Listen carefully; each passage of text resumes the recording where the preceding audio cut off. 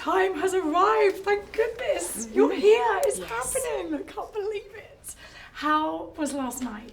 How much fun was it to be there with your kids and families? It was really cool and electric. Well, first of all, there were no less than 1,000 people in costume, which was very cool to see. It was beautiful. And there were so many different things, like engaging, like they had us built out of Legos, life-size versions of our character built out of Legos, and they were throwing the fall leaves everywhere, and there were so many kids. It was just electric.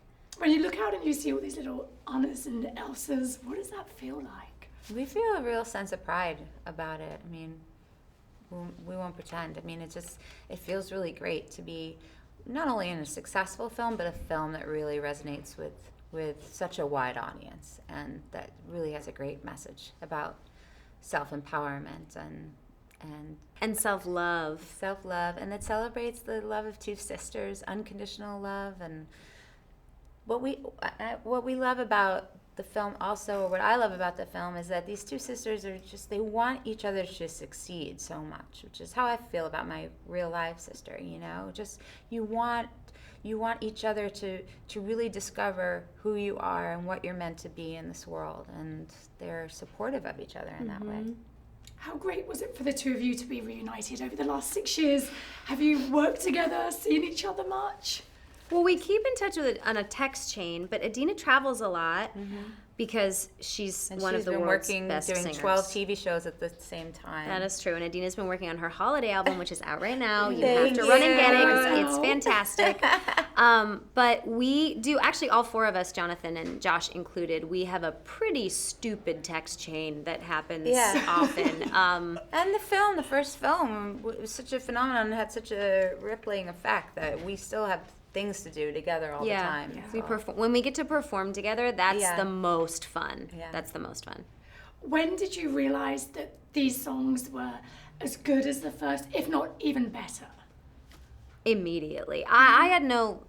I thought Bobby and Kristen would be able to do it, make music that was just as good as the first one, if not better. And so every time we got a new song, because there were 3 or 4 songs that were, at least that I was a part of, that were cut, and I would mourn them. There's one that we sang this song. With Jonathan? Yeah, When I Get This Right, that we sing weekly in my house, and I had to break it to my kids it was not going to be in the movie, and they were very disappointed. Yeah, and then the song that's towards the end, that's sort of a spoiler that we don't talk about as much, came in really late. They sort of waited on it, and we're figuring out the script, and so it's just so fascinating to see great writers and their process and how they work. And you're right when you say they really, there's just real simpatico between the writer of the dialogue and then the songwriters, and where to find the pocket. And sometimes the song ends up really sort of building out what the scenes should be, and then it becomes less need to have dialogue or have a scene to follow it up, because the song advanced the story. That's really rare, because not all musicals, the musicals you see that you might not connect to in your gut, it might be because of that, because the scene stopped, then there was a song, and then there was another scene. But these writers have figured out how to make this fluidity where the song advances so much. And then you don't need as much exposition, because you're feeling so much, you're getting so much just from chords, from melody, from voice. Yeah. It's fascinating to me. You've said you will never tire of singing Let It Go. I don't, and I don't say that just to seem like, nice or whatever. It's true, and maybe it's because I'm a creature of the theater and doing 8 shows a week where you have to find those little changes all the time to keep your sanity. But I don't know. I love it. It's a reminder to me everywhere I go, anywhere in the world, of how lucky we are that we've had this incredible gift of a film. Having the kids relate and love these characters so much, is that like a pressure for you guys? Do you feel pressure at all? I don't feel any pressure. I feel confidence and pride. There's a lot of kids content out there, and when I'm making dinner for my kids and I overhear them watching, something that's teaching them a lesson, that's exposing them to metaphors that they're digesting and they don't even know it, like about self-love and familial love and female empowerment, it makes me overjoyed. And I really do feel like my character, especially in the second one, became complex and multidimensional, and I'm so proud that people look to her, not just for her strengths, but they look to her weaknesses and either relate and see how she handled it as an example. And I just have pride. I feel the pride, and also sometimes when you become known for songs that are about empowerment, female empowerment, and people call you a role model, there is a huge responsibility with that.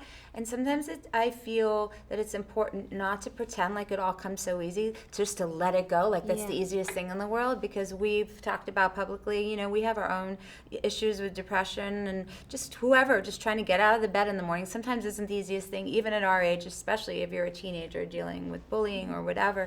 And so to practice what I preach, you know, to remind myself, like, if you're going to sing about it and get out there, well then, you know, you need to find that thing in you today that's going to get you out of bed and make you go through with your day. Absolutely. Stars on the Hollywood Walk of Fame next week. Yes. Congratulations, ladies. Thanks. And you've said that it would be a good time for John Travolta to come through and I was maybe joking. I introduce think you. this is the most excellent I was idea I've joking. ever This is heard. an excellent idea, Idina. I don't even know him that well. I was totally joking. You want someone that you know that knows That's you, true, you but it know. would be really I was a just funny, thinking, such a just funny in bit. case I can't find anyone besides Kristen to be there, that I maybe could call him in a desperate act. Or would you prefer that he introduced you at the Oscars? If No, nominated, that you I'd could. rather him not do. It was distracting right before I had to sing. I remember the look on your face because I was What sitting was so close it? to the front. I remember the look on your face when he said that and you walked out and you were like, Did I look at Did I look at you? Yes, you looked back and then you looked to us and it was just And I was counting that too, happen? because the orchestra starts. You don't have time to mess around, you know. So it was like, get over yourself, Oh my gosh. Idina. Don't feel bad, you know, pity for yourself. You're at the Oscars. Sing. Holiday album, congratulations. Thank you. Thanks. Josh is on the holiday album. Yes, no, Josh. Kristen. Yes, you know, I had to pick one. When there's a place. This relationship is Elsa and Anna. I'm happy to She support actually was her. my very first thought, and just as I was curating the songs or whatever, there was the perfect song that was more of a Josh style than Kristen. That's, And that's the fine. only reason. This is not the only. Look, she has a previous holiday album. We have this holiday album that's out right now. Please get it. It's we have amazing. our songs from Frozen we sing together. And then the next holiday album or the We're not next doing album, another I'm holiday gonna album. be We're there. gonna do something else. We'll do like a concept album. Okay. Thank you for watching. If you want more extra, hit the subscribe button and the bell so you'll never miss a video.